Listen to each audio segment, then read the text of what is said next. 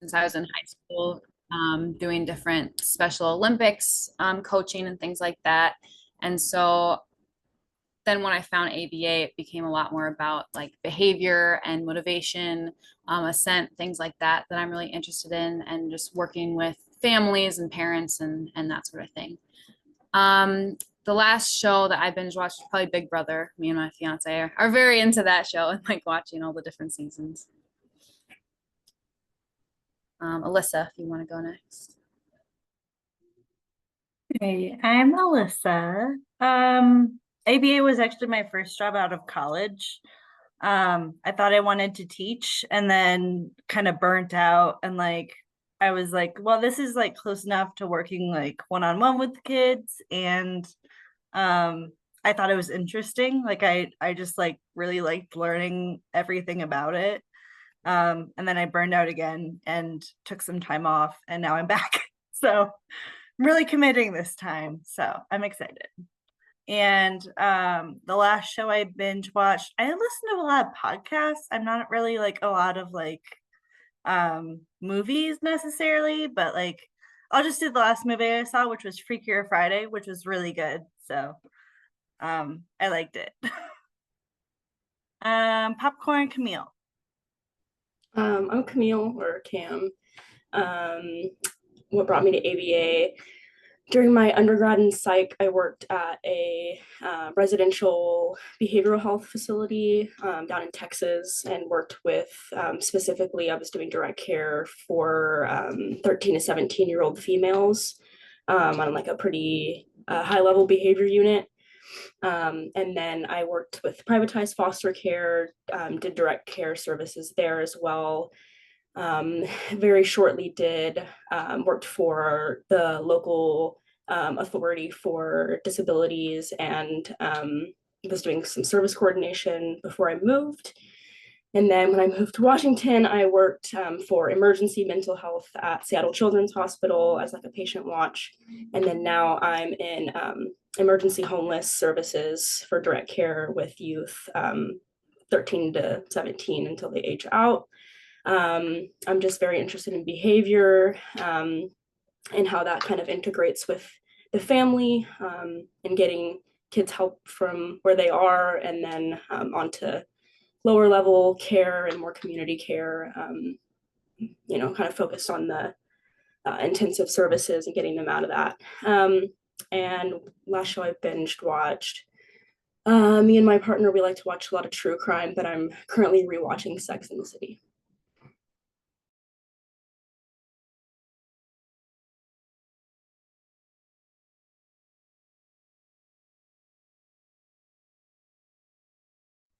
Did we miss anyone? Is that everyone? Um, Oh. I did not go, but Okay, go, please. My name's Aisha. I got into ABA actually a year and some change ago. I was introduced to ABA in high school when I was a special ed para as a class, but I didn't know ABA was a actual field until a couple years ago. And that's kind of when I became a RBT. And since I became a RBT as of 6 or 7 months after, I've now moved on to being a clinic manager at my job over here. Um, a movie or something I binge watch a lot is, I would say, or last thing I binge watched was Love Island. I'm really into reality TV.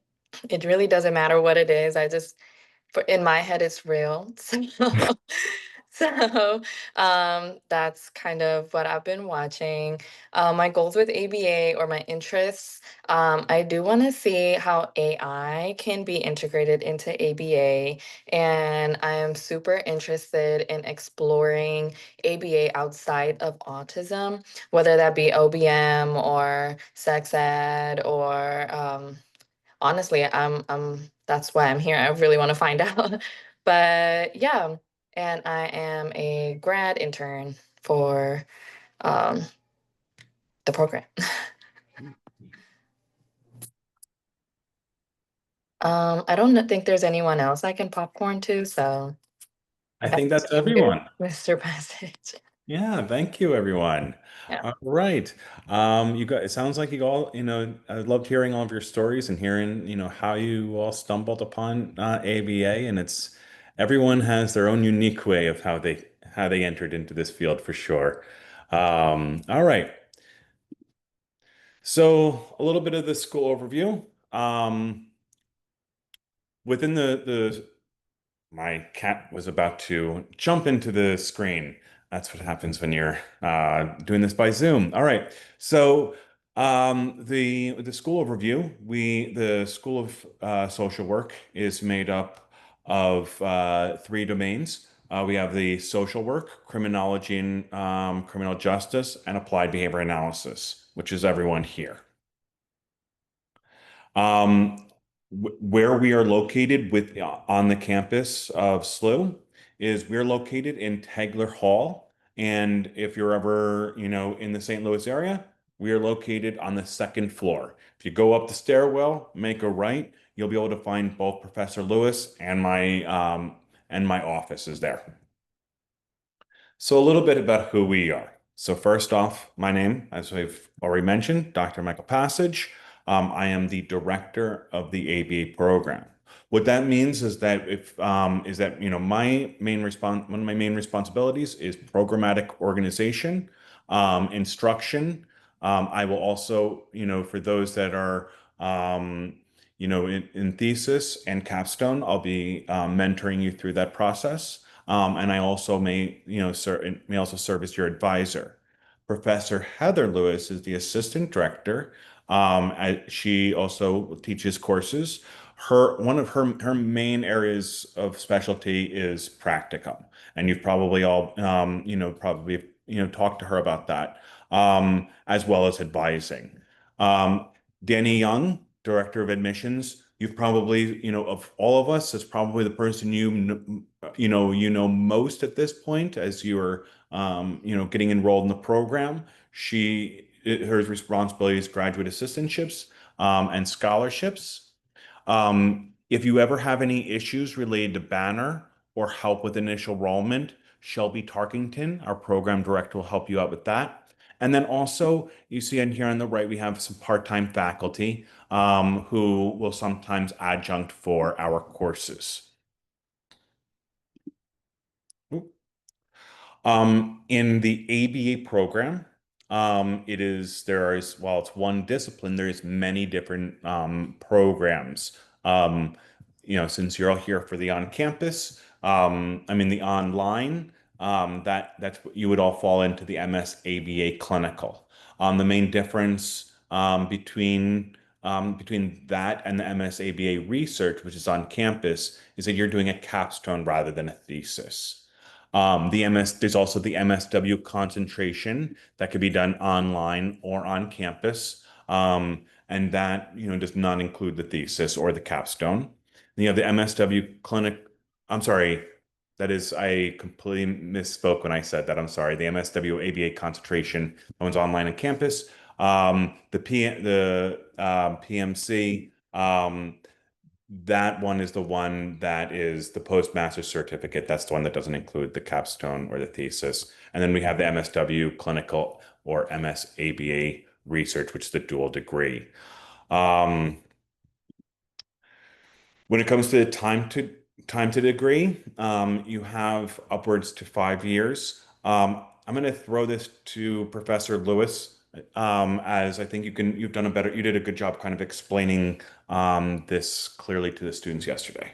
Yeah. And many of you have heard this also during our registration sessions, but we just feel like we need to do our due diligence in kind of explaining your current course maps, because we're going to hop into advising sometime in October. We'll always meet twice a year for advising, once in the fall, once in the spring, always right before registration opens up.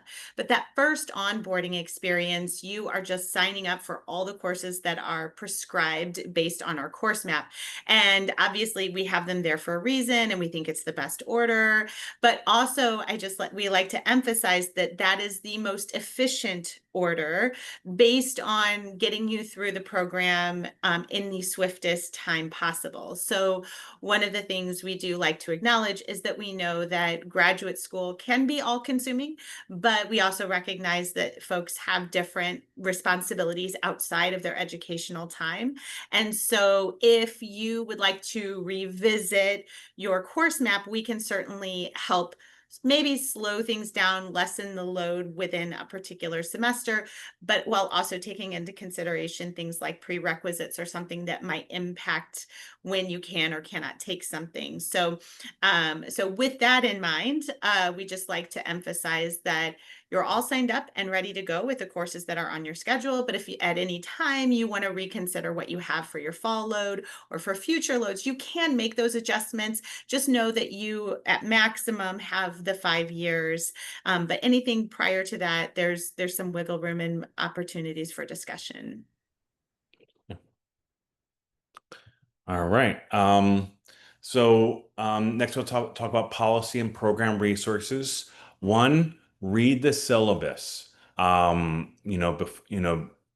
soon as you get it, read it from beginning to end. That's going to tell you everything that you really need to know about that course. It's going to cover things like AI usage and expectations, academic integrity, and resources and expectations. The other document that you should carefully look over is your ABA handbook. Um, it's a dense, pretty boring piece of literature, but it's incredibly useful that you know all of these policies that in the university. It will help there will be a time where there's things that are, in that handbook that'll be relevant to you, and you'll be very thankful if you take the time to look at it now, because then you'll be able to know how to use that tool when you need to. It's going to cover things like grading policy for the ABA, for the ABA program. You need to get a B or better in all the courses, leave of absence, as well as many other general questions and policies. Now, I'll briefly talk about some ABA resources that I strongly recommend you coming in contact with. First and foremost, the BACB website. You'll at some point after you graduate from this program, you'll likely want to take the BACB exam so that you can be a board certified behavior analyst. So this website is not just simply a place where where you go to get your certification. There's a plethora of resources related to practice and ethics that you can find here amongst others. So make contact with this website, get to know it. Once get the newsletter, read that when it comes in. Make sure that you stay current with the field. The next one is the ABAI or ABA International. And this is the flagship organization of the field of applied behavior analysis. And the Association in Behavior Analysis, that they hold a conference every year, Memorial Day weekend. I try to make sure that I attend. It's a great way to kind of come in contact with other experts in the field and really learn about what are some of the current practices in applied behavior analysis, or more broadly in the field of behavior analysis, looking at possibly experimental and translational research that you may be interested in. For all of these organizations, they generally, especially I know for ABAI and APBA, they have student options, which are significantly cheaper than it will be when you're a professional outside of grad school. So I highly recommend taking advantage of these student memberships now to see if there's something that you want to continue once the price increases post-graduation. APBA is another fantastic organization. They're more oriented towards practitioners. They also have a phenomenal conference whereas ABAI is a little bit, mix of practice and research and basic research. The APBA is exclusively oriented to practitioners. So I always recommend, like, this is definitely one that I would recommend to any practitioner to attend when they can. Um, for those of you who are more local to Missouri or in the surrounding areas, I would highly recommend checking out the Missouri Association for Behavior Analysis. These are a local chapter of ABAI, and they tend to hold smaller conferences in the region every year. And this is a great way to be able to network with other experts and other practitioners. As well as other students who are in the field of applied behavior analysis, as well as get to learn about the neat research going on around us. And then finally, contextualscience.org. For those of you who might have had some experience with Acceptance Commitment Training Act, those of you who are interested in those kinds of interventions and strategies will find resources at this website quite helpful as well. All right, so now I'm going to touch on some graduate school advice. One, graduate school is not undergrad 2.0. Grad school is generally going to be, the expectation, is much higher. You're older and you're trying to gain um, a higher level degree that's very specialized.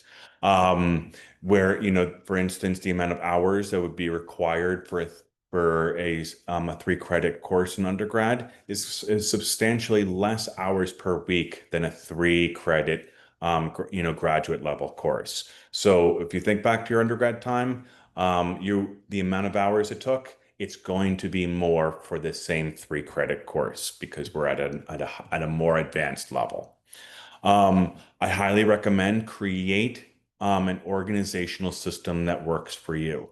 And in addition to my research interest being in choice making and self-control, I'm also very interested in self-management. I didn't always have very good self-management skills, and I really had to spend a lot of time early on in my career, and I continue to try to continue to enhance those strategies so that I'm as productive as I possibly can be, but also giving myself time to be able to relax as well.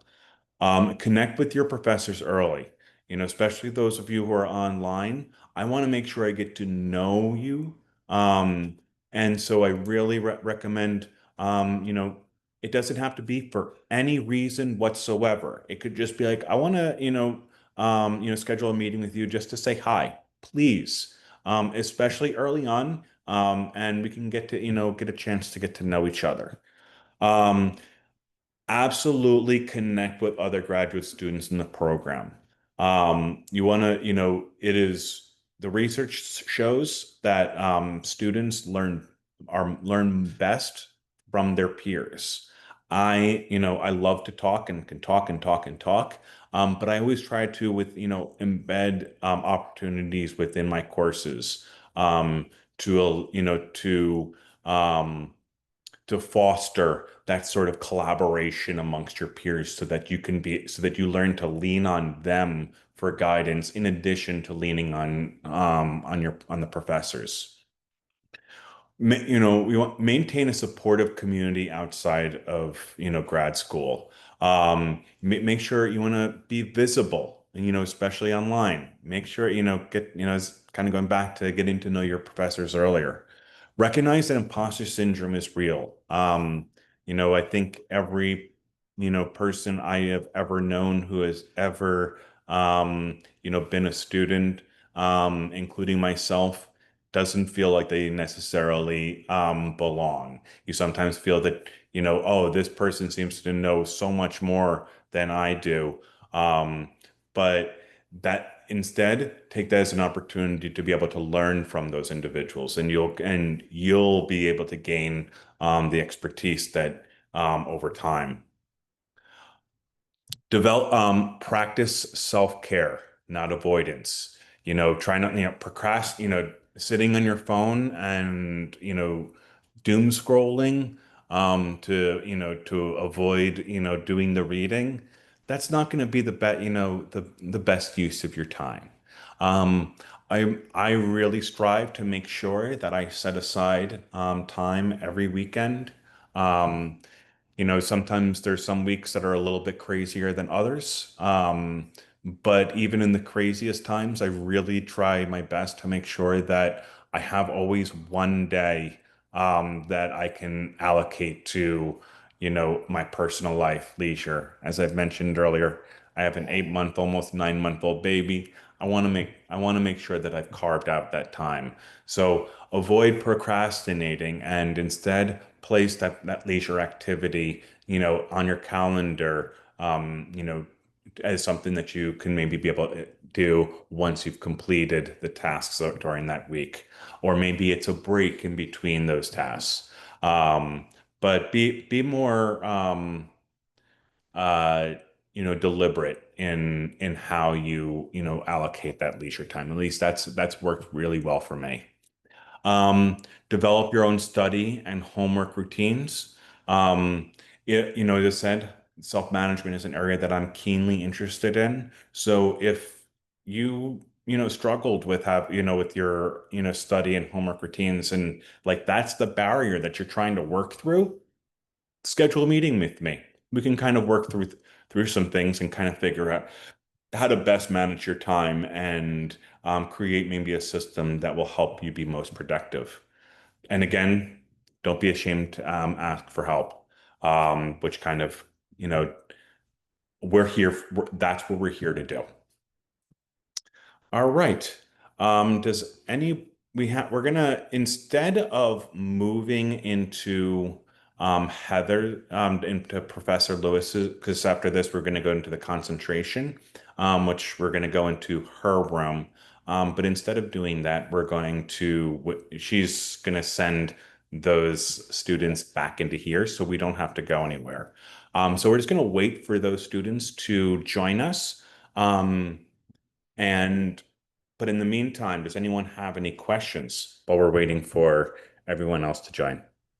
Yeah, Yes. not really a perfectly, phrased question, just because it just came to mind. Sorry, my cat is Yeah. growling at me. Um, so I am interested in for the ABA side of things, like I was saying, my background is more with behavioral health that is not so driven in autism work. Um, Right.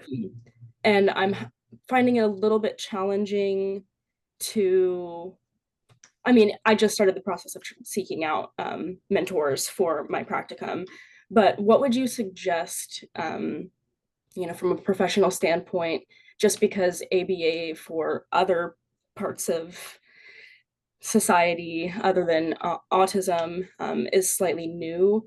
So what would you suggest on like seeking out mentorship slash sites in terms of since I'm looking for alternatives and more behavioral health driven? Wonderful. That's a great question. And it's probably the answer I'll give you. It'll probably be one that continues well beyond this meeting. But there are definitely some ways to kind of um, uh, to advance a career beyond the traditional autism developmental disabilities career. In fact, one of my friends and colleagues, just stopped by in St. Louis on his way to Seattle to work for Amazon as an OBMer, and that they were actually seeking out behavior analysts Oh, cool. for that, for the positions, for that position, and amongst others that he said that they would likely be, positions that they would likely be seeking to fill. So now I actually asked him, I was like, would you be interested in coming to visit sometime? Doing a Zoom, and kind of describe like the path that he had to take to get, what he did to get there. So one of the things that I will be doing is, trying to bring in, occasionally, and I'm going to be holding a research lab on a semi-weekly basis. And during that research lab, we'll oftentimes try to bring in public speakers, sometimes to talk about research projects, sometimes to talk about, if they have a unique career, like, doing OBM or how, doing work with such sex education or something like that. I want to try to bring in those different and varying voices because I'm a believer that, ABA can be applied to any behavioral problem there is. Um, so that's one. Also going to conferences. That's a fantastic way, so the local conference, that's a fantastic way to get to hear, like, this when speakers are talking about, different areas that they're practicing in. You can take a moment to, during that conference, to talk to them a little bit more. 95% of the time, people are going to be super happy to answer any questions, even if they don't know you. They want to talk about their work. That's definitely an area. Um, Professor Lewis is far more familiar about the sites in the area. Again, I just moved to St. Louis, so I don't know about the different types of sites that that you can that what the variety of work. Are you in the Missouri area? Or are you? Oh, I'm in all the way in Seattle. Okay. Yeah. I've been Yeah. seeking. I saw a comment from you, Susan. I actually work at Children's in their emergency department, and they have a bunch of different programs that they're opening, and they have an autism clinic, and intensive outpatient, and so they have like really cool stuff going on. So I've been seeking out more specific programs. It's harder to find people per se that aren't necessarily connected to like University of Washington in their department, but I've been kind of seeking behavioral programs that could potentially have someone that is specializes in ABA. But yeah. Yeah, well, I know two fantastic behavior analysts going to you in the Seattle area. One is all but dissertation, and her partner who is master's level behavior analyst. He's the one who has got the position at Amazon.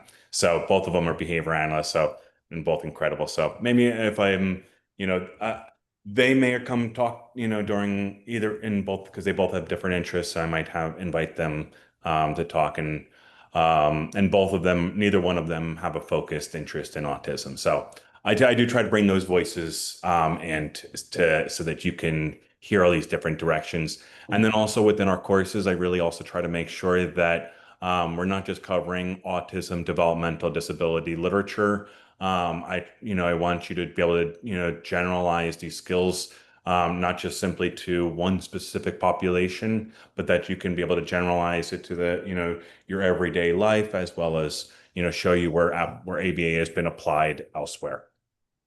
Thank you. I'm going to pipe in really quick. Also, this might be helpful for, I think many of you are like in process of being officially placed, but I know a couple are still kind of looking. Camille, one thing that pops up in my head since our conversation the other day is if you wanted to hop into social media and see a lot of times an association like Seattle Area Association for Behavior Analysis. So or go looking and seeing what associations are kind of in your region. There might be folks that are specialized in a particular area and maybe do some external consulting for, say, a behavioral health hospital or something like that. And they may, because they're closer to it, or may do some consulting, but just aren't necessarily on staff. That might be a way to start networking. And I also saw Susan's post, and she's coming from that area. She may be able to kind of link you up with somebody who can then link you up with somebody if even if they're not the right fit. And one more thing to piggyback on that is if you go to the ABAI website, there's a whole list of special interest groups. Look through that list of different special interest groups, and if there's one that you want to maybe get involved with, and then that's a great way to be able to, if you get involved with that group, you'll be able to network and be able to, learn more about what's going on with that field. Or just reaching out to, there's usually a person kind of associated with that group. You can reach out to that person and just say, let them know, like, I'm interested in this field. Do you have any, advice on blah, blah, blah, blah, what to do? So Those are some other, things to think about as well. Thank you. Of course. Professor Lewis, Yeah, I'm hanging out in the other room. I don't see anybody. I was gonna look for, I was gonna reach out to Danny or Becca to see how other sections were doing. But I say hop into the concentration. okay. Just really quickly, I wanted to jump in. I had Becca hop into the MSW session to just provide the Zoom link for Dr. Michael Passage's room in case we did have any folks that were ABA concentration in there, since we made that Perfect. last minute change. So Yes, awesome. Thank you. I'm hanging out in mine just in case, and I have a message ready to go with the link. All right. All right. So we'll do introductions, course description outline. We'll discuss the materials, as well as helpful hints. So since we have some new people in here, let's go around and briefly, do our introductions. Again, my name is Dr. Michael Passage. After graduation, I hope, I want to keep being a professor. And I would say I am definitely a night owl, but I really, really want to be an early bird. But anytime the weekend comes, I have no interest in staying up and going to bed early. So that keeps ruining it for me. All right, Professor Lewis, I'll send it over to you. Yeah, hi. Still Heather Lewis here. And when I grew up, I went to work at St. Louis University. And depending on the day, I'm an early bird or a night owl or neither. So it's hard for me to commit to a single one, but yeah. All right, Susan. And then after that, pass it on to someone else. okay. I'm Susan. My plans to use ABA after graduation, I'm hoping to be a traveling BCBA, to be honest with you, and run my own business. And I am both an early bird and night owl. So yeah, I will go with Cam. Cam. I plan to, like I was saying, do behavioral health, particularly with kids with higher level needs, higher level behavioral needs, intensive services, and working on exit planning. And a really big goal of mine is to work with point systems and just the way kind of programs are run in order to kind of optimize services for youth getting behavioral health services, working with family therapy, so doing direct therapy services. And I wish I was an early bird, even though I've gotten up early my whole life for work and school, but I'm a night owl. And I'll pass it on to Faith. Hi, I'm Faith. I want to become a BCBA after graduation, specifically in like clinic and home settings. And I'm definitely a night owl. As much as, again, as we're all kind of saying, I wish I was an early bird, but I just can't get there.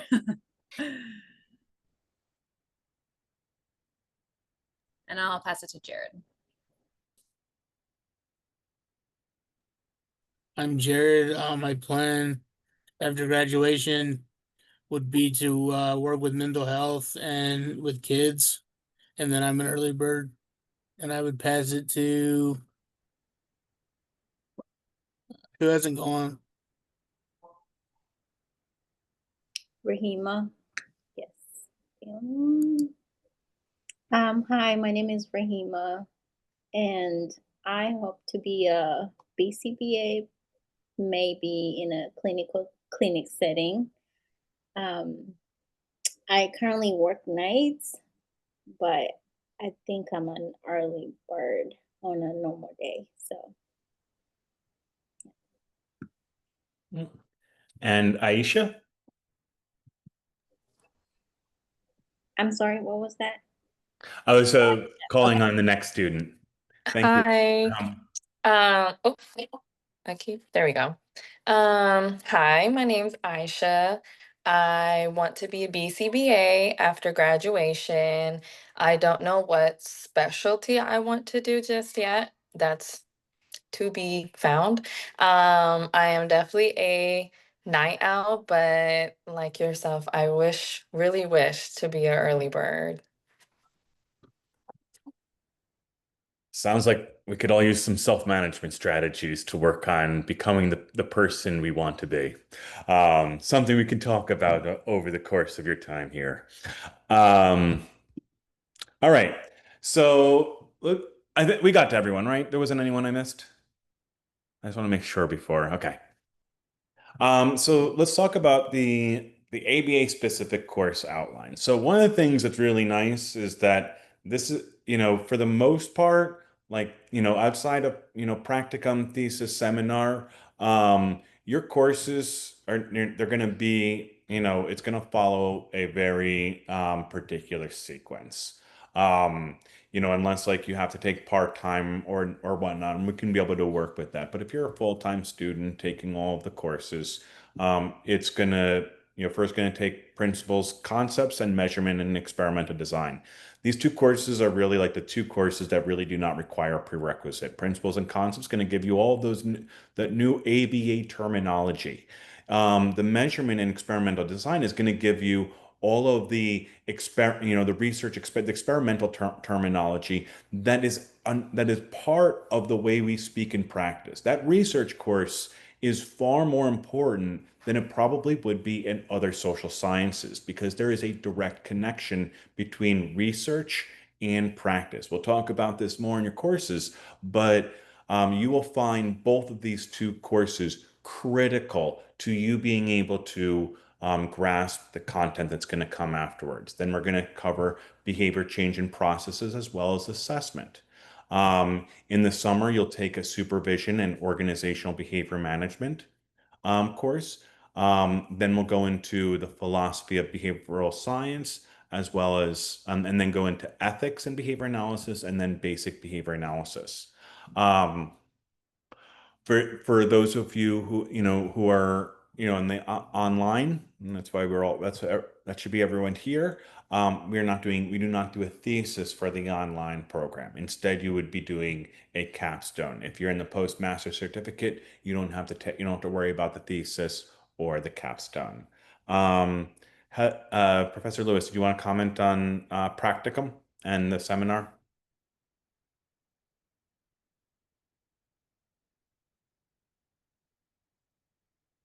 All right, I'll wait till she comes back in to if Sorry, I've been cross-checking with my other Zoom account. Can you say that again? that's all right. Did you want to comment on anything related to practicum and seminar regarding the ABA specific course outline? No, just that these, the primary point beyond the progression of the courses is just to acknowledge that the things at the top, those courses can only be manipulated by which year you take them in, but they always fall in those particular semesters. So thesis or practicum and seminar will have the opportunity to always hang out in any given semester. And traditionally, you'll have your first seminar, which will partner with your practicum in your first semester that you take it, but it may or may not happen in the fall. It might be the spring for some of you, or even the summer. So it really works with how your course map has outlined it. Thank you. Thank you, Professor Lewis. All right. Next is textbooks. Like, for your classes, you'll be assigned, oftentimes you'll be assigned, more than one textbook or a different textbook than this. But this is the textbook that is likely going to be included throughout most of your courses. Not all, but the vast majority. And this is the book that you are going to also I reference my wife, who's also a behavior analyst. This is the book that she references the most as well, to go back to and to be able to, I forgot, some of the elements of, some of the components of chaining that I've got to do a chaining procedure. Let me refresh myself on this. And so this is a book that you do not want to return. Don't rent this book, buy this book, and keep this book beyond graduation. The other ones, while I would prefer to have them for my library, I understand you may not want to. And in that case, like renting those other ones or selling them back afterwards, you know, you may find that to be okay. But this book you definitely want to keep. Um, Professor Lewis, can you talk a little bit about the BDS modules? Yeah, absolutely. So again, this is hopefully something that isn't new information because we did talk about this in the registration session. But Behavior Development Solutions is a company that has developed a series of mini assessments designed to help you build fluency around around your understanding of particular areas of the content that we will be teaching out within your courses. With that, instead, one of the things that we do try to do is instead of having you buy a large number of textbooks, as Dr. Passage mentioned, we have a singular textbook, and this really is the other big investment that we ask our students to procure during the time in the ABA program. And so there's a couple of really nice things to know about this. Number one, you do get a discount because of its requirement as part of our program. You will be receiving an email from the Behavior Development Solutions website. We have it will likely go out today. I'm just finalizing the list using the information for who all has registered for our programs. And then that will then result in BDS reaching out to each of you with registration information. From there, you will click on that, and then that's where you will determine which subscription works best for you. But you should know that as you're planning which subscription works best for you, you are going to be using this program and interacting with this program for at least 5 semesters. As an aside, it is a wonderful tool to help you prepare and plan for taking that board certified behavior analysis exam at the end of your experience once you've graduated and you are ready to sit. This particular program does have a money back guarantee. So if for some reason you find yourself having to take that exam again, the BCBA exam, you can let BDS know and they will actually refund all of the money that they provided to you. That is not incentive to not pass the exam. But it is certainly something that I certainly appreciate, as that they're standing by their product. One of the things that I find particularly helpful about this material is, number one, it desensitizes you to the experience of taking exams and quizzes so that you feel more acclimated and prepared when it comes time to sit for that board certified behavior analysis exam. Secondly, it allows us to ensure that the content we are trying to teach out within each of our classes. So for example, there's a series of BDS modules and quizzes that are around principles and concepts. There are a series of BDS modules, mini quizzes around measurement and design. And that it ensures that the key words and the key concepts that we are trying to teach out in a variety of different modalities within each of our classes does in fact help you build competency within each of those areas. And it allows it to be somewhat individualized. So if you're having difficulty with a particular concept, you will get re-asked to take that quiz over and over again until you do understand it. Conversely, if you do understand it, you do it one and done, and then you don't have to complete that activity anymore. Finally, just in each of your classes, those BDS modules will be introduced as an assignment, but they will be worth different amounts of points and have different amount of weight based on how many there are for that particular class. So for example, our ethics class, I think, has a series of modules, maybe around 11, whereas measurement and design has a few dozen. And so we do want to make sure that we take that into account when we're providing other assignments, so that you get proper point allocation, and also that there's distribution of workload that is equivalent and that you're not getting too much in one class and not enough in another. So Thank you, Professor Lewis, for all that information. Um, and then, some things to remember. We really do believe this. Your instructors care more than most. We care about learning. When it comes to behavior analysis, it's all about setting up contingencies, setting up interventions that are going to be able to foster learning. So when we're, designing these courses and mapping out how we're going to teach you graduate students, we're using the same principles of behavior that we're teaching you to use with your clients now and in the future. We're trying to use those same concepts and principles in the design of our courses and in the individualized support that we provide you. So we really, really care about your learning. We're going teaching science versus teaching to a specific, niche. We want to make sure that it is relevant to you. So we want to make sure that when we're going over, coursework, we want you, we're going to oftentimes cover, in a broad scope. I'm teaching you principles and concepts. I want to talk about examples that are clinically oriented. I want to talk about examples that are, in the natural environment. I want to talk about examples that might be in other disciplines, that are not specific to autism.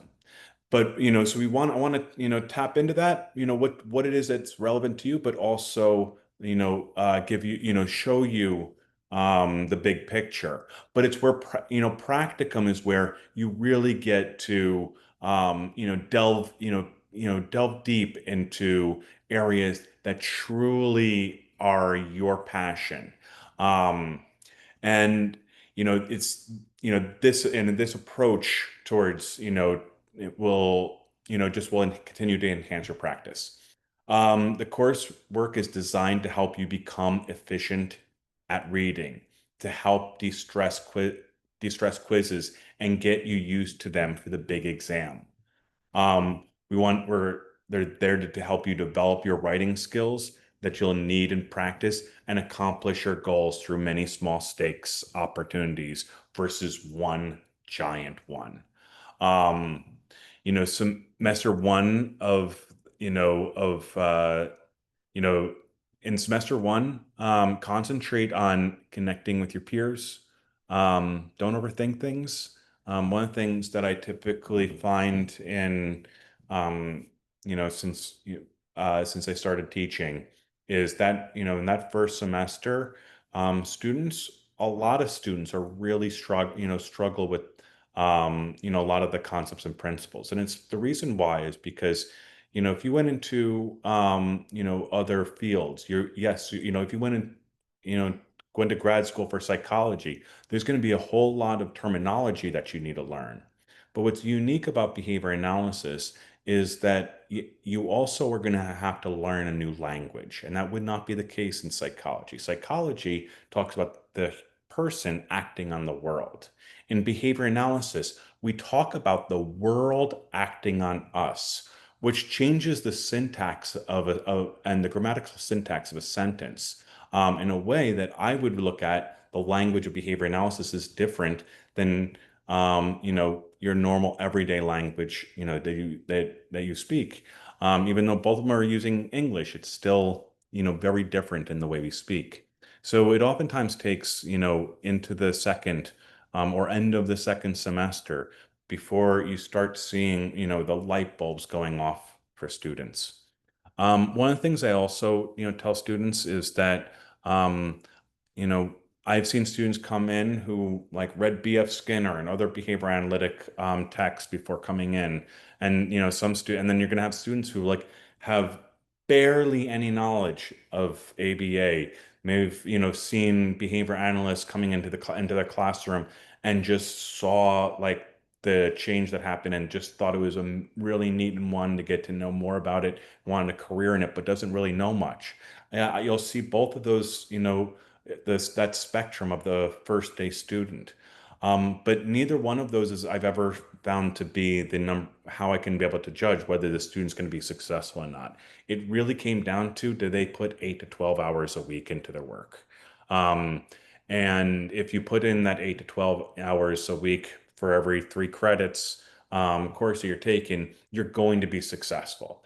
And so that would be, my biggest advice. Block out 8 to 12 hours every week. That's your time for your studies. That's why you're here. That's why you're paying the money for it. So make sure that you carve out that time and be there, commit to that, and, don't let anyone kind of interfere with those blocks of time to the best of your ability. All right. Does anybody have any questions or comments before we wrap up? And Dr. Lewis, do you have anything that you would add to what I just sent to everyone? You're muted.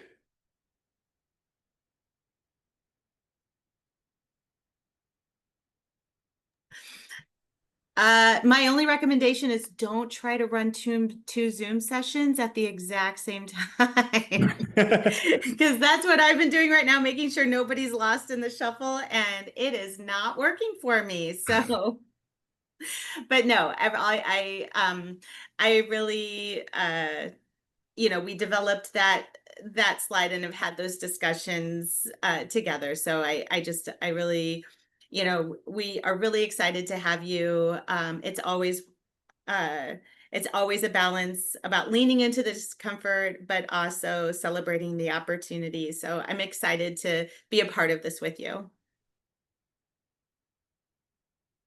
Ashton, you raised your hand? Yeah, I have a couple. Sorry, I think I came in late from the MSW session, but is this going to be recorded? Like that It I is. can go back? I did forget to hit the record button initially, but that was we just missed some introductions. That's about Okay, it. perfect. And second thing I was going to ask, sorry, like 2 questions. I was wondering if we could have like our own Facebook group for us who are starting to study and do our practicums, because I know like not the MSW students are doing their thing, but ABA is such a different world that I think it would be helpful, especially as we're getting ready for our exams. I think that would be so helpful for me. And the other thing I was going to say, Professor Passage, is when you were talking about like the being in the world of ABA, I find in a school setting, I don't know if we'll talk about that at all, but we're encouraged not to use ABA terms on BIPs because other teachers don't know what chaining, backward and forward chaining is. So I've done that before, and our BCBA told me to change the dialogue and the language to not be ABA, just like something I've learned. So 2 things. One, I think that is a fantastic idea of creating a social networking group. I don't know if, Professor Lewis, Yeah, I think and Danny's on here as well. I think that students can do kind of whatever they want, but I do think it has to be student initiated. I think yes, because of understandably like Big SLU, they're like, let the students do what they wish, but I don't think we could designate or initiate one. But we would encourage, we do have a lot of students that get into the habit of having like a shared text chain or something like that. So it is a great opportunity to stay connected. And the other thing I will also add, I mentioned this with our on-ground orientation yesterday. Something I've been able to offer in the past has been a mentorship model with second-year students and students that are recent graduates.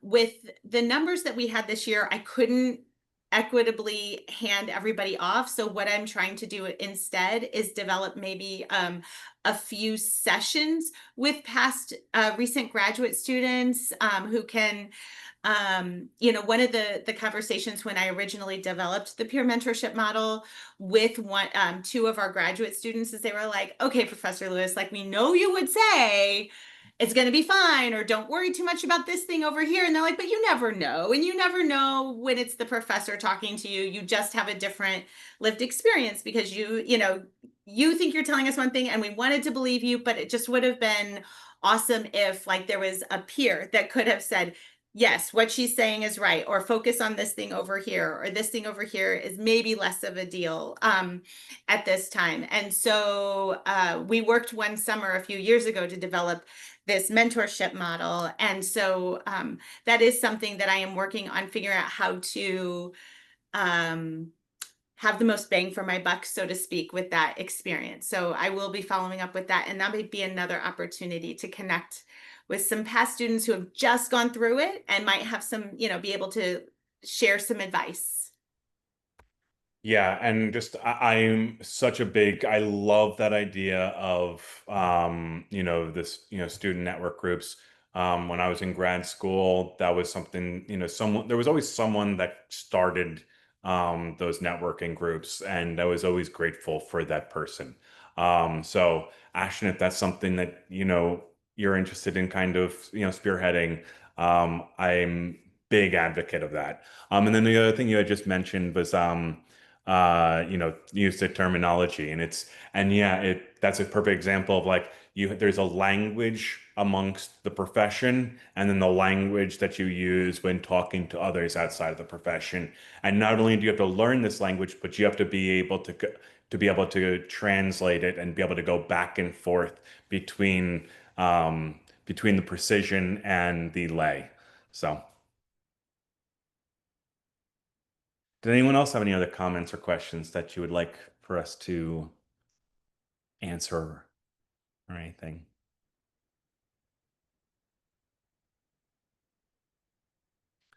Can you break down sessions on ABA practitioners who aren't always working with the autism population, like people who are using it for geriatric or sport? So, we can, as throughout this, the semester, these are definitely,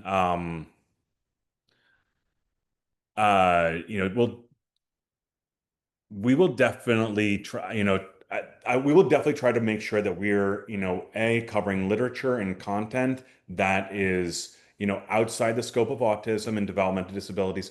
Also, something I probably mentioned before you arrived, I also plan on holding a research lab that will be meeting on a semi-weekly basis.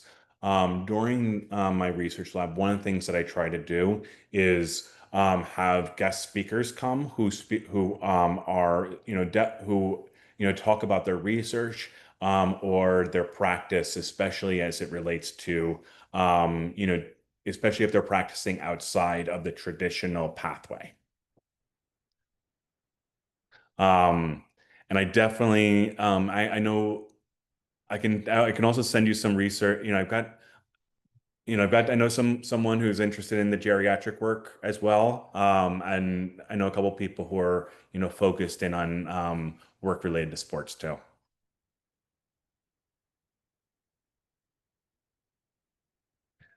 Susan wrote, for those in a dual degree, are we supposed to attend the MSW practicum overview? Susan, that's a really great question. Our on ground yesterday, we had our students attend the ABA, which we're not hosting online because in a lot of ways, you guys are all either in process or fully set up. So if you want to hop over, if Danny is here, she might be able to, she was here just a minute ago. I don't know if they are officially meeting yet, since I think we've gone over, I think everybody's times have shifted just slightly. Danny, are you online still? Yeah, I'm here. So the ABA concentration folks, they're not staying here for the practicum discussion? No, it wasn't listed as there wasn't an ABA practicum session, but that is also fine because I've been meeting with folks. I've got pretty much everybody met up. Yeah, I would say I think Have Becca, they started? I think Becca thought they would stay with you since you handled the practicum for ABA. Yeah, they are welcome to. So yeah, I have things to cover if they want to stay on. We just weren't sure if that was something we were supposed to add on or not. Yeah, so anybody ABA concentration will stay here with Heather because Heather will be your point of contact. Awesome. Yep. And dual students stay as well. Yes.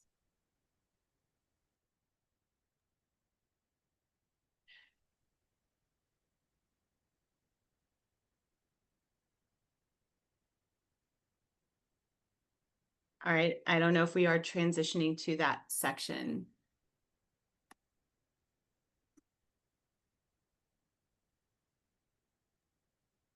Yeah, I think you're free to start any practicum questions or discussion now, Heather. Gotcha. Yep. So good news is, because each of you have dedicated about 30 to 45 minutes with me already, they're the only folks, there are two things that I want to cover. One to everyone, or two to everyone, and then one for those folks that I have yet to meet with and start planning with. So for those of you who I have met with and I am talking with, you have hopefully have received something from me in Canvas introducing you to Experiential Learning Cloud. You may also occasionally hear me misspeak and call it Tavera. There's others of us that sometimes still refer to it as Tavera. But it's been rebranded and renamed, and it just got renamed over the summer. So we're all still occasionally tripping up on the names. Is there anyone here who did not receive something from Experiential Learning Cloud? And I'm going to try to see if I can. The best way to do that is maybe to put in chat.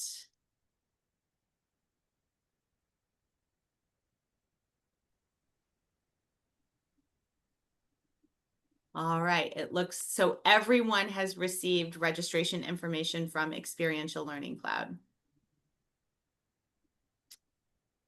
Oh. Okay. Excellent. So, for everyone who is currently in process for finding practicum, you actually can log off. We've gone through all the criteria. We've gone through all of the key elements. We've talked about seminar. We've talked about what the next step is and the process is, and we are in communication about it and getting you started. The only thing to remind you, for those of you that are fully greenlit, those of you that are just starting, and I sent this out via Canvas earlier in some announcements, is right now your Canvas page is open for practicum. And that is because we do have students who are in their second year of the program, and they are launching practicum now. So they have the capacity to get started now. Those of you that have not yet participated in measurement and design, which will be the first official class that meets after the start of the academic year, which will be Thursday, August 21st at 6 p.m. Anytime on Thursday, you may start counting practicum hours if everything has been greenlit and everything is squared away. Okay, Ashley, yes, I agree. I don't, I've been trying to do this through folks that are registered for practicum. So, so you might be with somebody that stays online with me. So just keep that in mind with your planning. Those of you that are greenlit, you can officially start after that 21st date. And I will likely be reaching out soon to have an initial site visit, but just as a reminder, that is simply to dot all our I's and cross all our T's. The information is fully present in your supervision contract, in your learning agreement. It's you have access to the field handbook on the Canvas page. And so everything should be there for you to be able to start smoothly. The initial site visit is just to make sure that we've checked and double checked and maybe even triple checked that everybody is in communication with each other in Experiential Learning Cloud, that nobody has any additional questions or follow-up, so that your semester can run smoothly. And Susan, yeah, I'm gonna connect you with Shelby. I'm wondering, I tried to see if I couldn't delete you and then re-add you, which I might. I had to shift my focus to making sure nobody entered our other Zoom room. So there's a few things I want to double check, but what I might try doing is fully removing you from the system and then resending you an invitation, because that is an odd hiccup that I've not experienced before. Shelby Tarkington might be able to help us as well. But admittedly, we might end up having to send you to Experiential Learning Cloud's IT, and they're fairly responsive. So hopefully that will be solved there. Camille, great questions. The latest that I could see, like if you're in communication with somebody, it really would be by, like, if we're moving past the first week of October, we might just have to look at shifting things to a spring start, but we still have a decent amount of time. So as long as somebody is willing to engage and in conversation with you, we can move these goalposts just a little bit and just kind of shift that start date and that end date.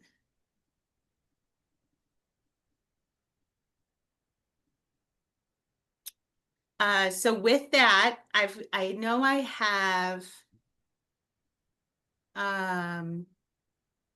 Evelyn, Jasmine, Ashton, you and I have talked, haven't we? We have, but a hiccup happened because our district BCBA was supposed to take me on, but her other mentee just failed the test. So she just emailed me yesterday and said, because the other person failed, she won't be able to supervise me until they pass. So I'm just like, gotcha. Okay. That sounds like we might end up having a one-on-one conversation, just to brainstorm that. What I want to make sure I cover today is, at this point, I have been in primary communication with folks that are registered for 5826 or 5822. Either of those registrations are folks that are getting communication from me in Canvas because they are registered to start practicum. I know that there are some folks like Evelyn and Jasmine, Rahima, Ashley, the four of you, I don't believe that I have had the opportunity to walk through the practicum experience. So if the four of you for sure could hang out with me for a little bit so I could walk you through the PowerPoint and just kind of summary. Anyone else is welcome to just hear that information again. But for those of you that need to continue on with your day, you are welcome to transition to what's next on your calendar. Thanks, guys. Thank you.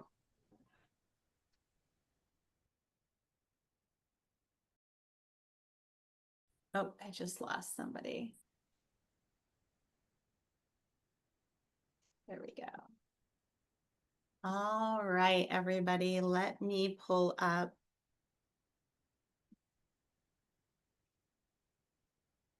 my PowerPoint here.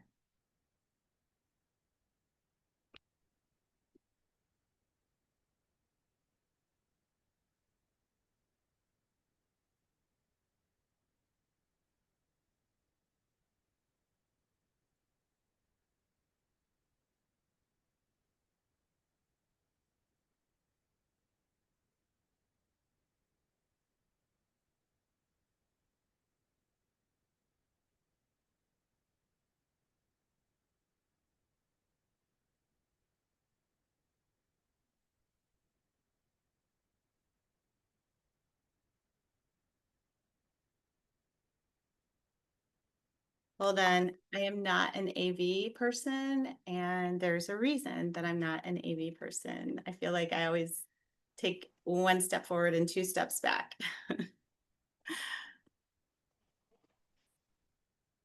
All right, share my screen.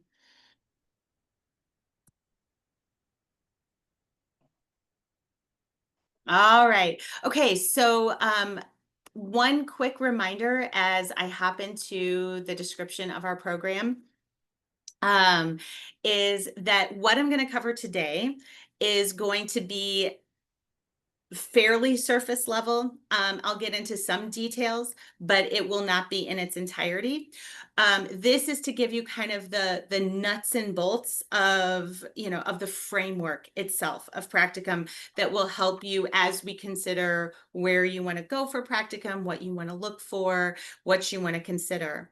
Then I will begin working with each of you individually. So before we log off today, I want to make sure I get a date on a calendar to talk about you specifically and what interests you, and where you're located, how we can help you start finding a spot to land.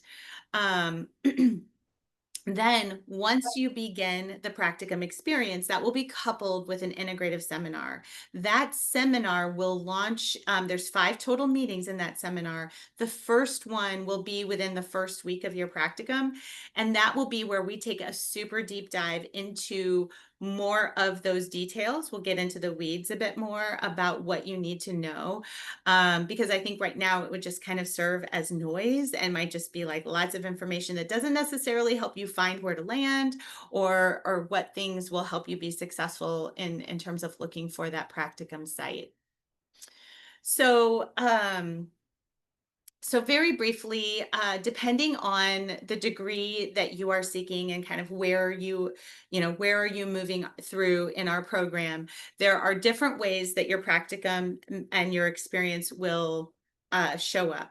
So one of the things that I've done is, for the sake of visualization, is kind of tease them out and talk about them individually, and then I'll talk about how they kind of come together. So first, we're going to start with the ABA side of things. So if you are an MSABA student, MSABA, MSW ABA concentration, or one of our dual students, you will have 5 total semesters in practicum.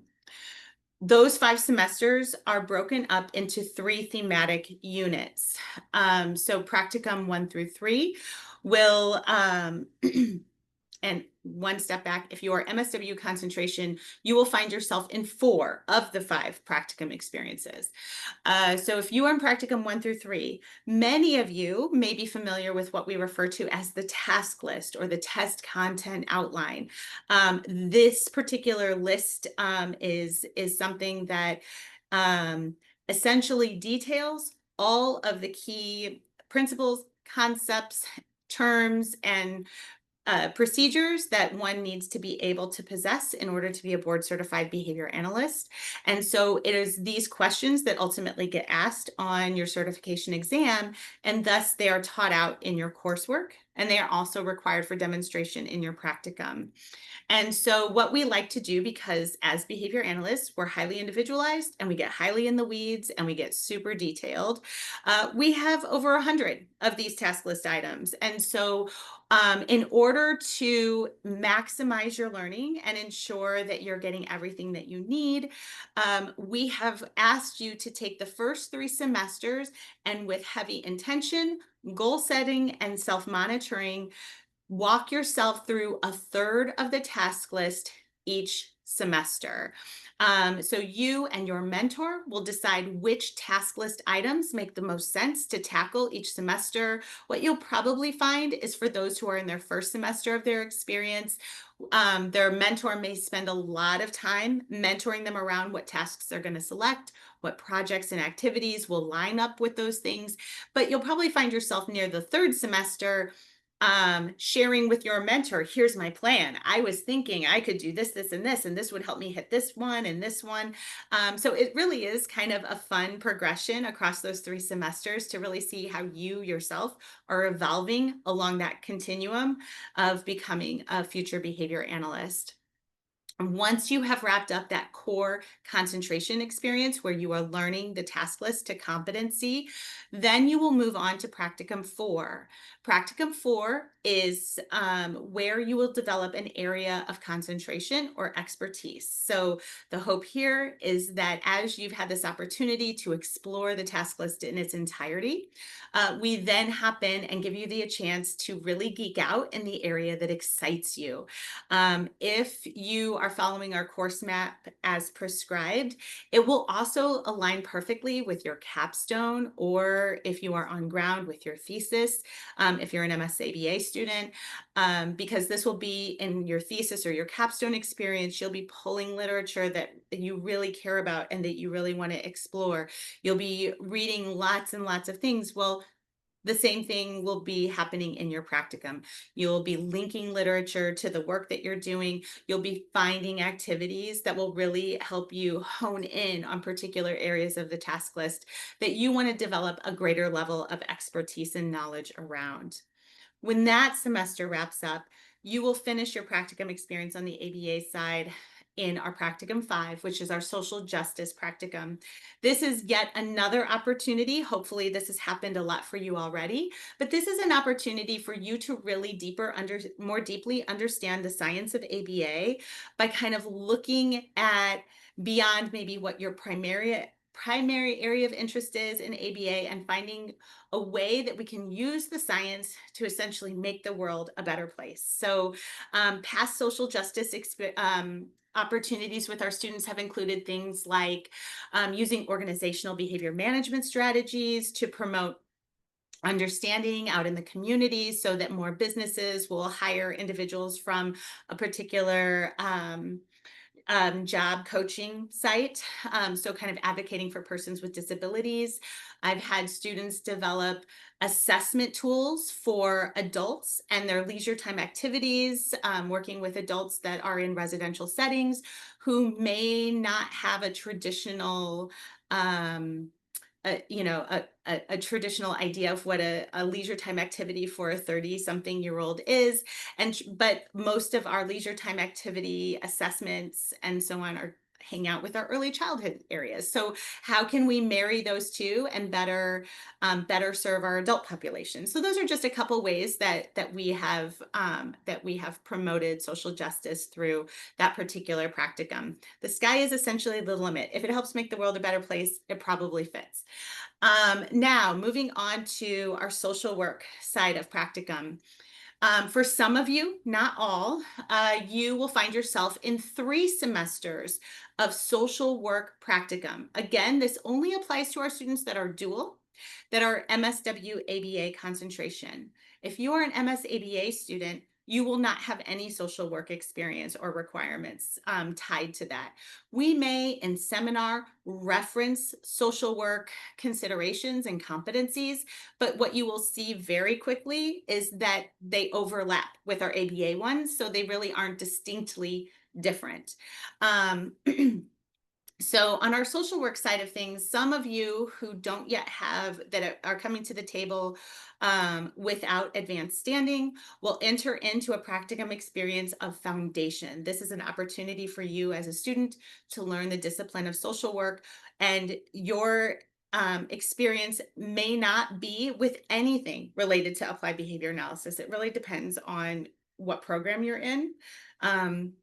And where you decide to complete your practicum.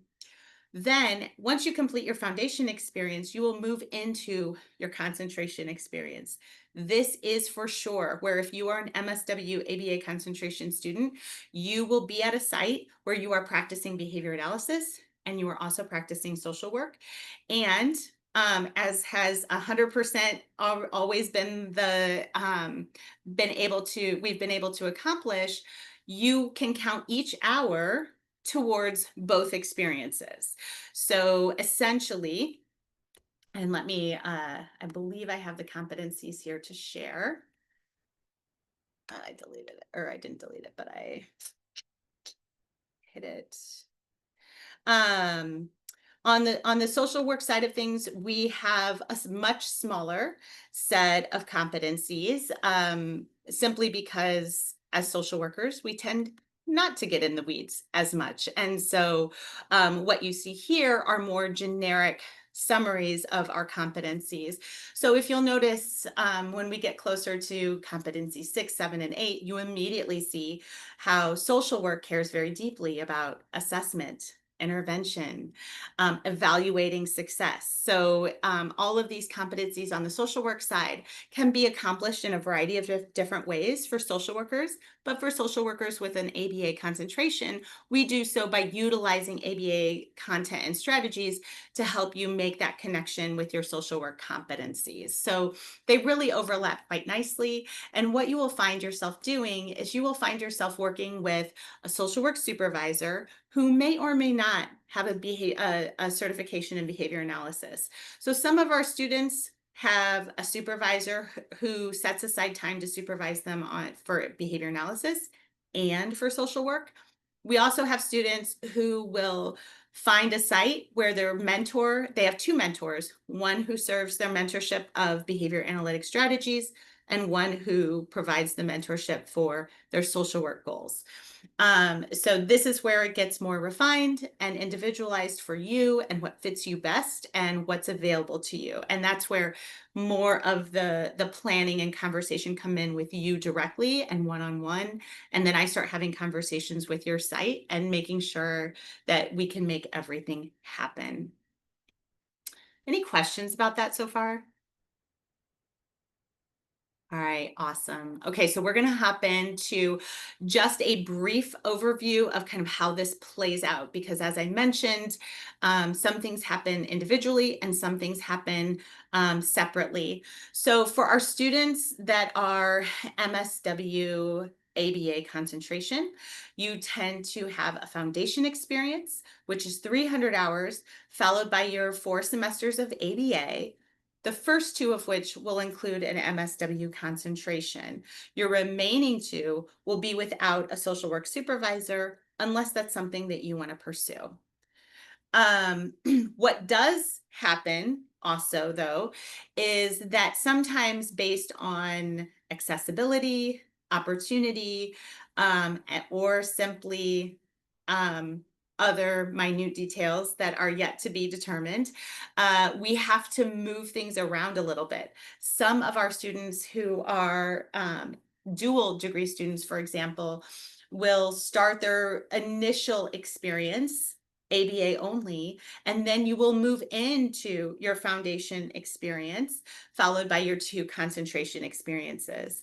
So hopefully what you're seeing here is that through these tables, I am trying to exemplify that we have some flexibility with where we plug things in, but we do have traditional pathways so that if everything is working smoothly, we have a prescribed pathway, but our pathways do have some movement based on your degree that you're seeking and what's currently available for you. Hopefully what you're also seeing here, and again, I'm going to provide this overview, but we'll also need to talk individually about how this might work best for you, is that our students that are pursuing their MSW degree, if possible, we try to help our students find a foundation site and then have a separate location for their concentration. On the social work side of things, this is integral to our social work pedagogy in terms of really understanding social work as a profession and recognizing that we want to disentangle as much as possible organizations and what kind of makes up an organization and what elements of the job are simply social work as a profession. We do recognize that this isn't always possible, so we do work with our students to figure out how we can still maximize that learning goal with any potential barriers that are in our way. But we're actually able to accomplish this most of the time with our students. Sometimes our students will say, Ashton, like in a school setting, our students will spend a semester with high schoolers. And then the remaining experiences will be social work as it pertains to an early childhood program. Or there'll be certain arms of programming that will be, like as a practicum student, you might be in a particular building for a while, and then you would move to a different part of the district for another semester or 2. So there are some creative ways that our students will still try to diversify their experience to allow them opportunities to have a greater understanding of the discipline itself. Any questions there? For I've heard the some, go ahead. for the MSW supervision, do we have to do that right now? Because it's my understanding that you can get that done after your degree and then have someone supervise you on the back end. Do we have to do it while we're in the program? Like I know for your BCBA, you have to. Yeah, okay. So that's a really great question.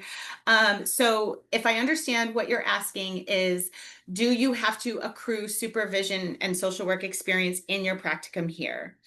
And the answer is yes. And actually, that's a Council of Social Work of Education requirement. So CSWE programming requires students to have a practicum experience. What you might be hearing about like post-graduation mentorship is around licensure.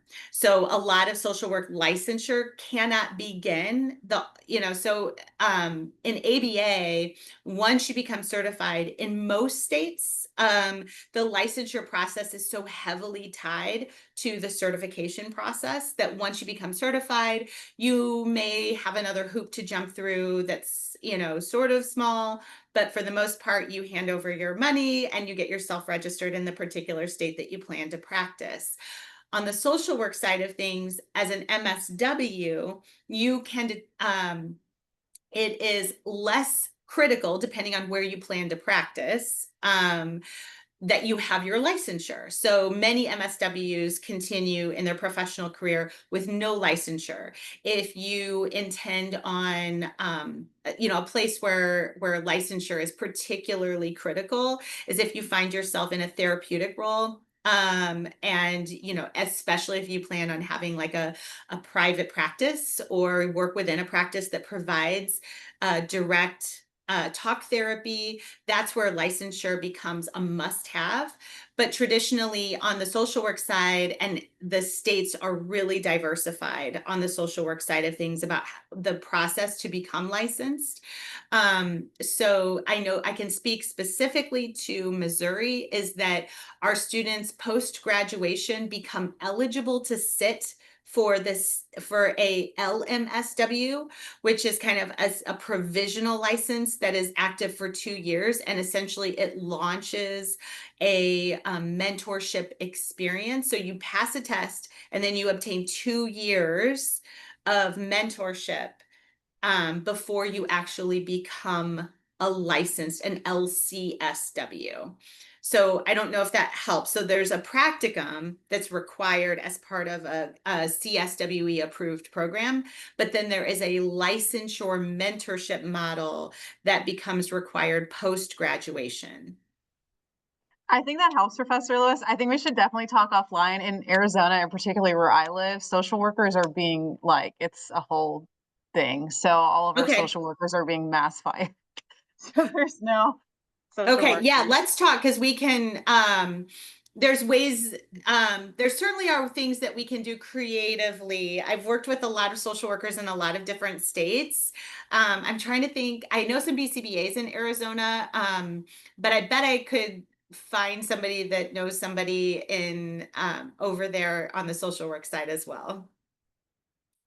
Thank you. Yeah, of course. It was a really good question, and it's one that comes up, so I'm glad you asked because I don't have a slide on it. So we've talked a little bit about the competency targets and how you achieve those within both disciplines.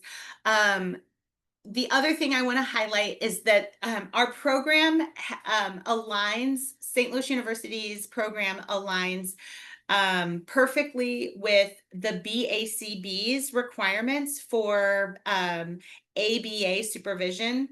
So once again, this is where we're always trying to stay abreast with each discipline's requirements around supervision and around experience, and make sure that we're following all of the necessary elements so that you're eligible for all the things you want to be eligible for post-graduation. On the ABA side, the BACB requires that everyone who enters into a mentorship field experience signs a supervision contract.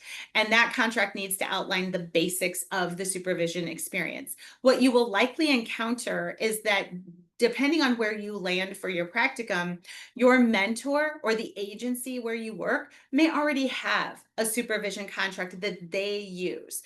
What I tell our students is that that's great. This is an opportunity to review both contracts. We will ask you still to sign our contract, because our contract completes all of the necessary requirements from the BACB. So it ensures that the requirements that the BACB is asking of you as a future behavior analyst is there and accounted for. But we have kind of a yes and scenario. So the and part of it is there's a few activities that we essentially feel that by intentionally reviewing them, targeting them, and rehearsing them, that they essentially become habits and will best prepare you for life after graduation. And our students consistently come back to us and go out of their way to find us on email and tell us this very thing, that there's something about how we ask you to repeat certain things over and over again that makes them feel like they could really land wherever after graduation, and they've got all of the skill sets that they need to be successful. So we just add that piece into the supervision contract. If there is ever like a small discrepancy between the your site's contract and ours, traditionally the only thing that ever occasionally comes up is hours and percentage of allocation towards something called unrestricted time. And what we usually do in that case is just have a quick meeting and decide if we want to make an amendment to the contract, if that makes the most sense, or if or if we just stick with the SLU pathway, whatever the case may be. We've never had two contracts conflict with each other. So I'm pretty confident that will continue to be the case, but we're always happy to make minor amendments to those if there is any that need to be discussed.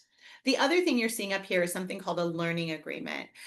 Essentially, and this will be something that you learn through your various coursework activities, is that in ABA, we, the research tells us that goal setting and self-monitoring is really an effective way to successfully meet and build your skills. And so that's exactly what we do here with the learning agreement. So the contract is your outline. The contract says this is what the semester is going to look like. Your learning agreement is essentially an extension of that contract. And what we ask you to do with that learning agreement is spend the first 1 to 3 weeks in planning and preparing and thinking about, okay, so I have, August, September, October, November, and the first week of December to achieve a third of the task list to competency. How am I going to do that? What projects or activities are part of my daily exercises that will integrate those task list items? Where am I going to find the time to engage in those task list items? So that it really brings to the forefront and makes you more intentional about the work that's being done. I know for me, that when I go to work every day, or even back when I was in practicum, you could walk away from 6 hours of practicing. And if someone were to hand you the task list, you could probably knock off 40 to 50 different tasks that you could say happened to you and you observed, or that you had some interaction with. Okay. So the trick is, how do you make sure that you maintain a strong level of intentionality? Otherwise, those things will happen and you can't describe that they're happening, because our behavior is changing all the time, no matter what. Those principles and concepts are impacting and interacting with us all the time, because our behavior is always changing. We are always learning. And so how do we become more aware of the things that are happening so that we can be more intentional and have more agency over them? So ultimately it will help you be better prepared. So that learning agreement is just your goal setting and planning map of how you think you're going to accomplish your goals for the semester. One of the things we do emphasize is that this is a fluid document. If things need to shift, a client leaves or moves, or you have to reconsider, what tasks you're targeting, that's totally understandable. The more intentional and focused you can be, the easier that will be to accomplish. The only other thing to really quickly sum up is that the BACB has a requirement, and this is a safety net for you as a future practitioner. The BACB has instructed all students in field experiences to balance out their experiences with restricted and unrestricted activities. Restricted activities are traditionally tied to things that you might find yourself doing very frequently as an RBT. If you are an RBT already at a particular clinic or something. If these words and these acronyms do not make sense to you, that is okay. You are still in the right place. But I do recognize that many of you might be RBTs or have some familiarity with what I'm talking about. If you are not aware of what I'm talking about and you are not an RBT or currently work in a setting where these terms are used, this is something I can go into a lot more detail later. What's most important is that whenever we communicate and we have a conversation about where you should land for the ABA goals, the thing you should consider is many of your sites may offer you a job. They may say, you can complete your hours with us. We will give you mentorship.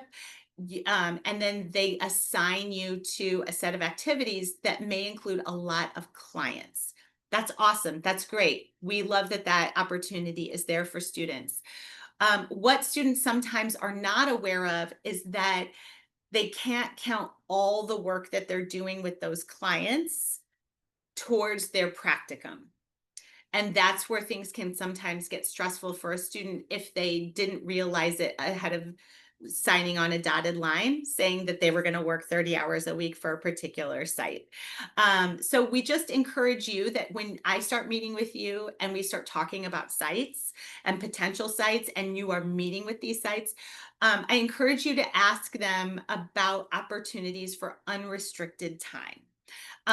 Many sites have figured out different algorithms to make this work for them. And in some cases, they're even able to compensate students for that unrestricted time. Other sites are like, we can't compensate you, but we'll come up with activities for you. So the big thing is if you were completing a 22-hour per week experience, only about little less than 9 of those hours that you're working directly with a client would likely count. You would need to make sure that you accounted for about 13 hours more every week. That is part of that unrestricted time.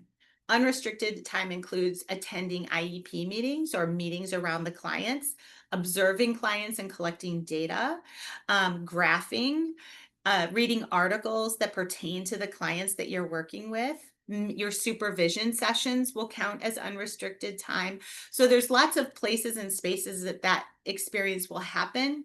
But because agencies and organizations do it very differently, we just want to make sure you're asking about it and you're looking for it so that you're aware before you sign any contracts that say you're going to work a 35-hour work week and you're not, and then you're on top of that somehow trying to find an additional 13 hours while also attending class.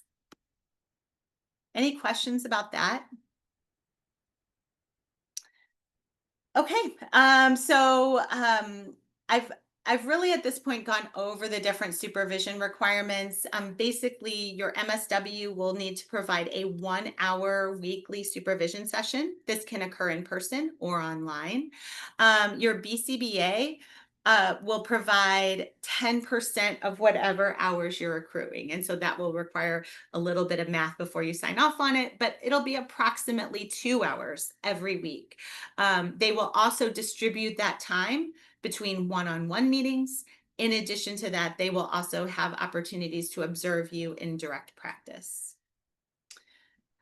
The last piece is just to review how often we're staying connected with you, because you're going to be out in the field, you're going to be doing things and practicing, and you're not going to be in a classroom here at SLU or online within our SLU program.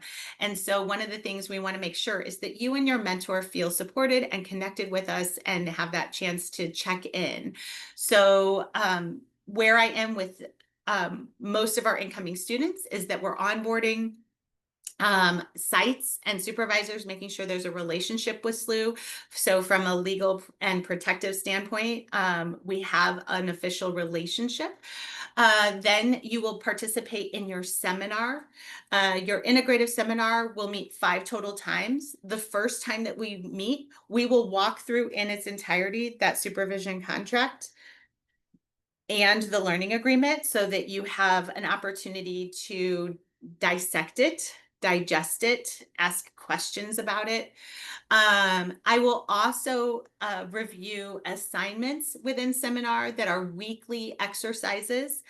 Those exercises traditionally are somewhere between 45 minutes and an hour and a half.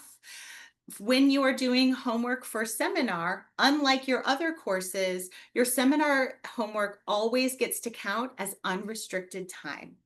So everything you're doing in seminar, except for the times that we actively meet, get to count towards your practicum, because those exercises that I ask you to engage in count towards some of that unrestricted time. Each week is something different and focuses on those things that we want to make sure that you're getting in the habit of doing in your practicum. Your very first time that we are that we ever meet around your practicum and your site, we will have what's called an initial site visit, where I will meet with you and your mentor or mentors and review all of this information yet again. I will make sure that everyone is connected in our learning management system, that everyone can see each other, that hours can be logged and accrued without difficulty, that if any last minute questions or specific details that might be relevant to your organization or site or experience are answered. And then, of course, we do encourage you to always reach out if you have any questions, concerns, just the slightest little hint that something is not perfect. I really encourage you to reach out to me. I always tell my student, by reaching out to me, you are not indicating that the sky is falling. But if you don't reach out to me, the sky might fall. I have a really good gauge of how long a semester is. And so I might be able to give you a better sense of guidance around, ooh, if this hasn't resolved in about 10 days, we should meet and come up with this plan, and this will be our plan. Whereas what sometimes happens if we don't have that contact, 20 days goes by, and then there's not an opportunity and enough time to kind of correct any potential missteps. So, we are here to support you, and I really want to encourage you to seek that support and feel that support as whenever you need it. But if we don't have those connections, which sometimes people have, semesters that just float by, then we will meet about halfway through that semester for a mid-semester site visit. This is where we will check in on those goals, see how they're going for you, get feedback from your mentor. And then at the end of the semester, your mentor will complete a final evaluation on the task list, marking off the third of the tasks that you all completed. And then that paired with your hours is what informs your grade. Any questions about that? I had a question about the MSW supervision. Yeah. Could you complete those hours like in the summertime, like, and just work at a site? So I think we should probably set up a time. The quick answer is I think so, depending on what exactly you're asking. With our flat rate fee, I do have a student. So I do have a student right now who her plan based on her opportunities is going to disentangle her foundation experience. So she's going to actually do an extra semester of practicum instead of combining two. She's going to just have a standalone singular semester of foundation. And then her concentration, she's going to integrate into her ABA experience. So that's my quick answer is yes. And we can always get creative. But depending on what specifically you're asking, if I'm misunderstanding something, the answer might be more complicated than that. As I mentioned, experiential learning cloud. So Rahima, Ashley, Jasmine, and Ashton, you all need to be invited to Experiential Learning Cloud and register with it. So the last thing we'll do before we sign off today will be for me to enter that into the system and make sure that you get that invitation. And then we'll partner that with scheduling a time to meet and get into the weeds a little bit more with your specific experience. And we'll go from there.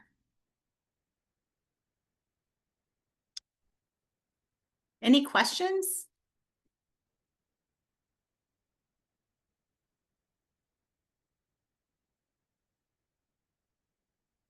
All right, awesome. Hopefully that just means I did my job so well.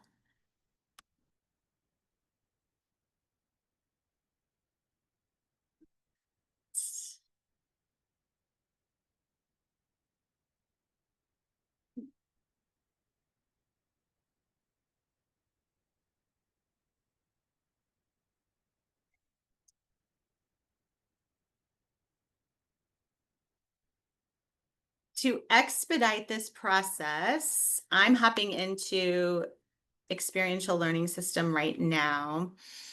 Would each of you be willing to go ahead and drop your SLU email in the chat so that I don't have to look it up?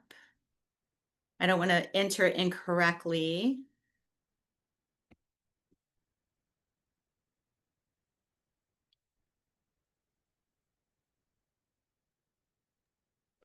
I have to head out, but I just wanted to say it was great meeting you all, and I look forward to getting to know you throughout this semester. Thanks, Dr. Passage. All right. Bye, Professor Lewis. The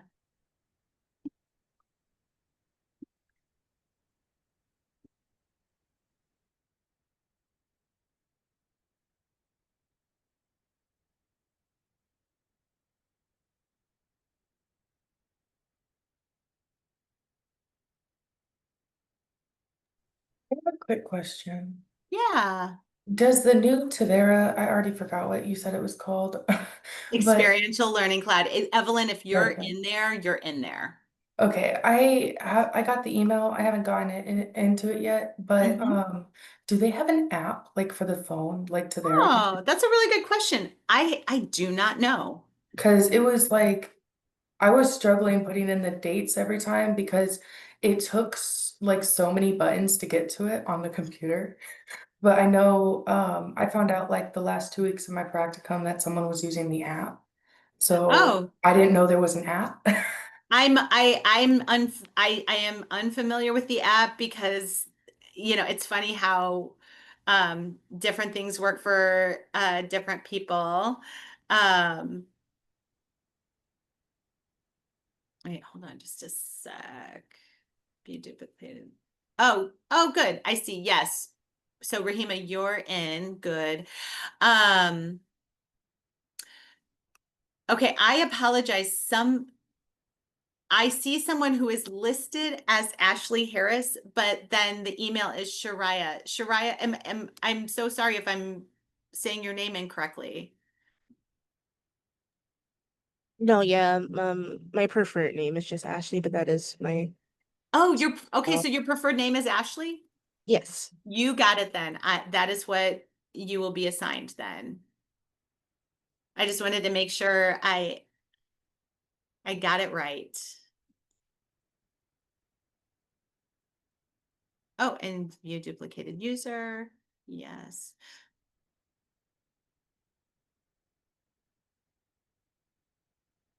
Oh, whoops.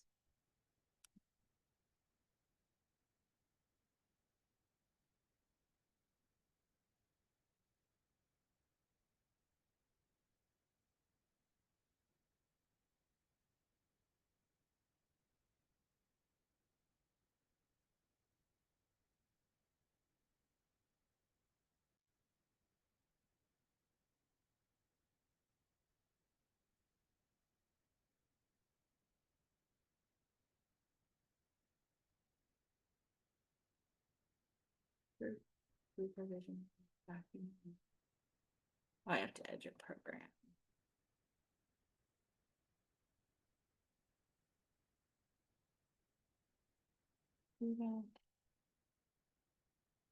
Detail.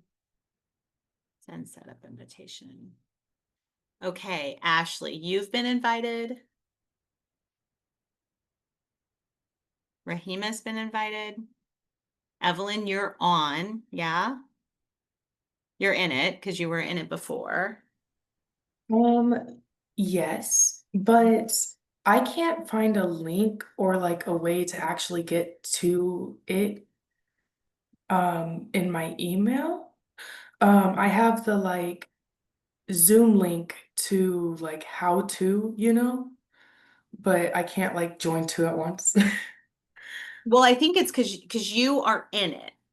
Like Okay. you are already, so the way that you accessed it last year Right, right. is the way that you access it this year. And then what will happen is when you start practicum, like when you are officially in practicum, the Canvas page you'll click that link and it will connect you to the correct semester so that then the assignments for that semester show up. Right now, like the semester that you're going to be in won't be present, if that makes sense. So like I have a student who did her foundation last year. And really quick, Jasmine, I don't have your information. If you don't mind dropping that in chat. Oh. Oh, Jasmine, is your last name Flores?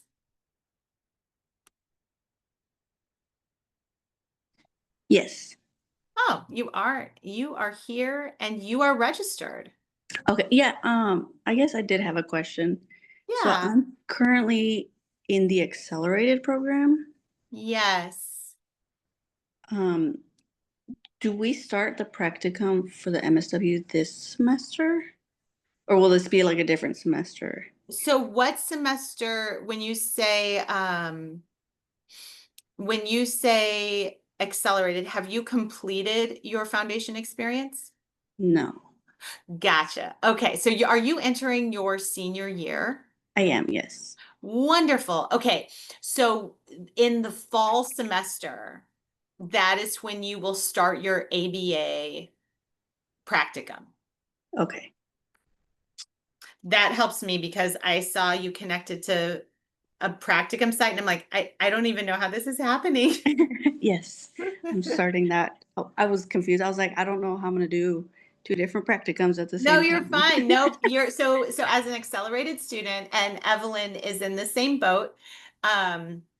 Except she just wrapped that up. So she's now entering in that fall semester. So she did as an accelerated student, she did her practicum her senior year. So that foundation experience is off the table. So now in the fall, she's going to start a concentration experience. Okay. So yeah, Jasmine, you're good to go too. Okay. Thank you. Great to meet you. Thank you. Okay, so everybody's been invited. MSW, ABA. Okay, so the last step of this is for all of us to schedule a one-on-one just to wrap up. So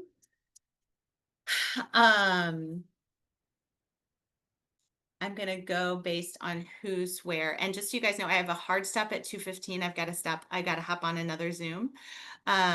So Can I ask Professor Lewis, what is the bookstore activation code? something is going wonky. I don't know. So you're the second person that's gotten that. Can you toss me that email that you're getting and maybe even screenshot what you're seeing? Because Sure. I have heard it twice today only. And I'm going to first reach out to someone in-house and see, but we might be asking Tavera. Okay. Yep, I'll share it. Okay, Okay. so I got that like code thing, and then I clicked on the little help thing about the bookstore, and then I went to the bookstore. Am I supposed to be purchasing this $300 like thing? No. Okay. No. My heart sank, and I was like, oh no. Okay. Nope. We cover that. Okay.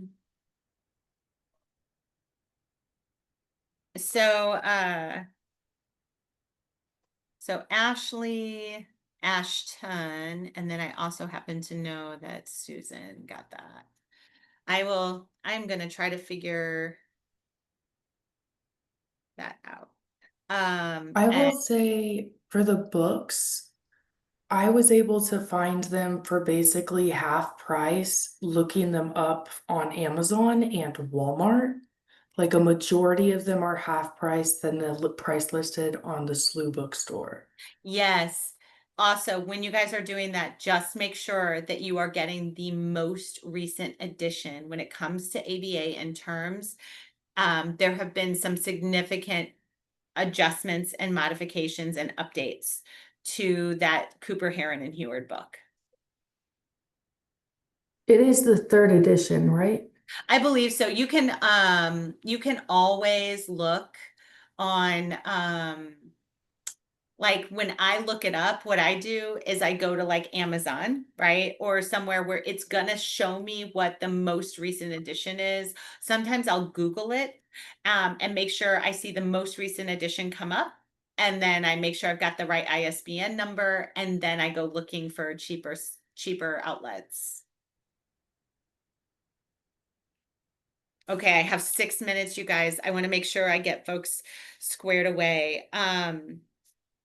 I have next week I can do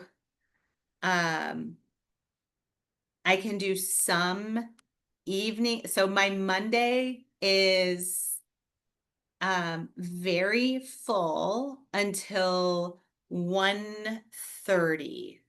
Can anybody meet anytime between 1:30 and 5? I can do any time That would be after 4. Ashley, what did you say? Oh, I'm sorry. I can meet anytime after 4. After 4? Okay, Ashley, I'm gonna plug you in right now at 4 p.m.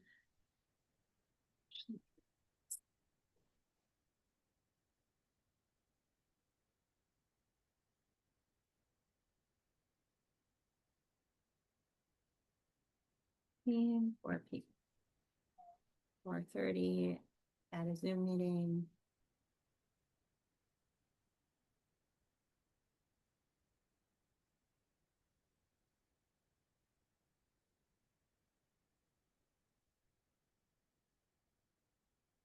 If I'm able to circle back, I'm playing a big amount of catch up today. I will be going back into our calendar invites. With folks that I had on from Danny Young, I was emailing folks a couple weeks ago with like, hey, we should meet. And I had a series of questions to begin kind of thinking about before we met. So Ashley, if I'm able to, I will do that, but it's not the end of the world if I don't get that to you.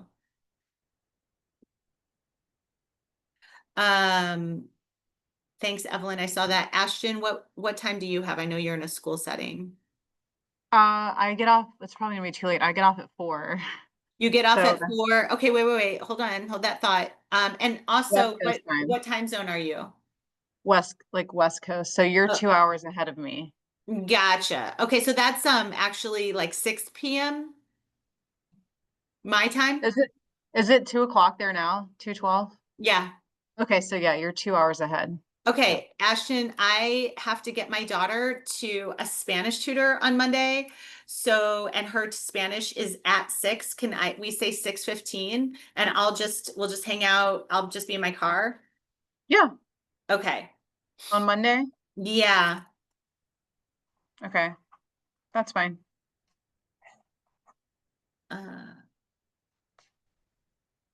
I'll just log in for my classroom. So good to see my classroom. Yay.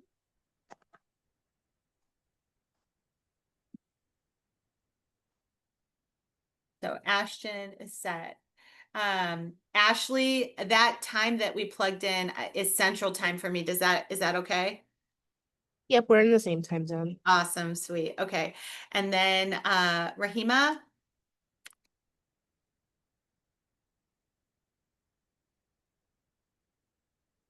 All right, Ashton, you're welcome to log off. Ashley, you're welcome to log off.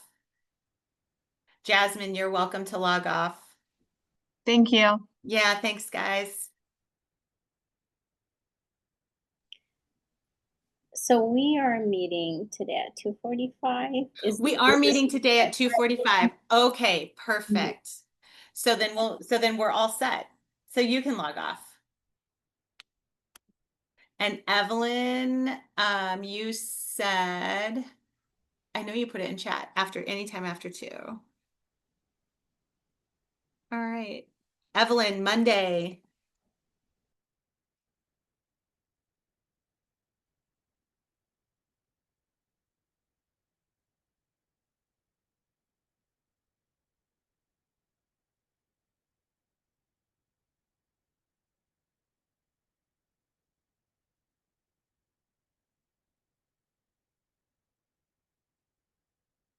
All right, Evelyn, you're in there as well.